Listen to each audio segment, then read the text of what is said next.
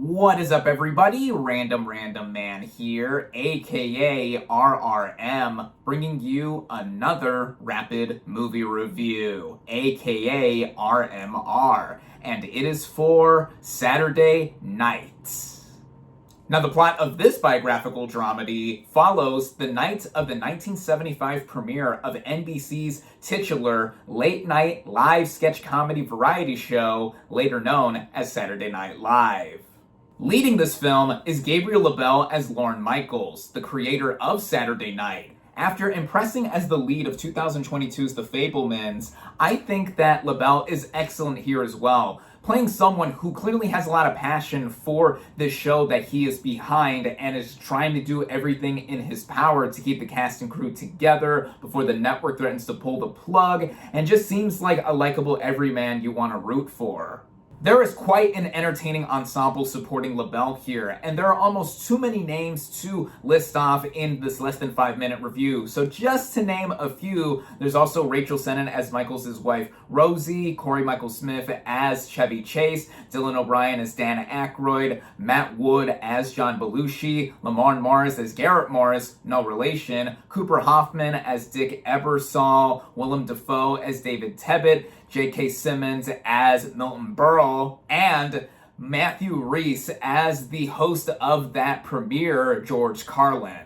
With the film's writing, it was done by producer and director Jason Reitman with his co-writer and producer Gil Kennan. And what this film doesn't have much depth with in developing the characters, it makes up for with all the dialogue interactions that are among them. The film plays out in almost real time in how we see the camera bob and weave through the halls and rooms of certain floors of the NBC building in the 90 minutes leading up to the show happening. There is chaos that is ensuing at moments, while also getting some more intimate moments with characters to see where their heads are at. Credit has to be given to the dutiful directing by Reitman in bringing us an atmosphere to about 5 decades ago with history in the making in a lot of sequences together. The technical elements of this movie are also top rate, with the cinematography having a grainy vintage look to it.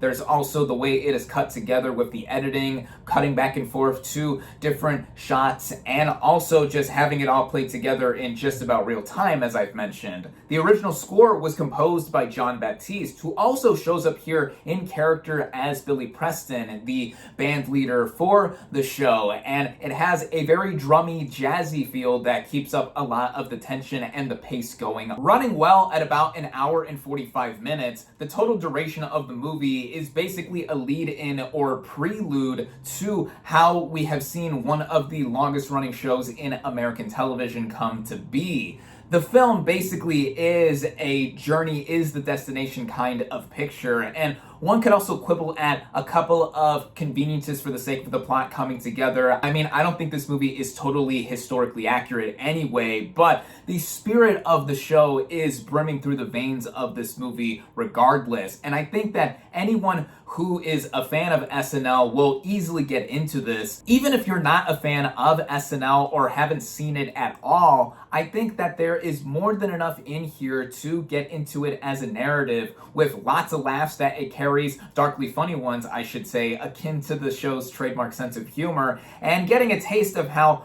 one of the most iconic pieces of American television started out and continues to endure. At least here in the US, the film has just expanded to a nationwide release, and I definitely recommend you head out and see this thing. With that, my final verdict for Saturday Night is 4 out of 5 stars. Thank you all, as always, for watching. Be sure to like this video, comment on what you thought of Saturday Night, social media links in the description, subscribe to my channel for more, and I'll catch you on the next movie review.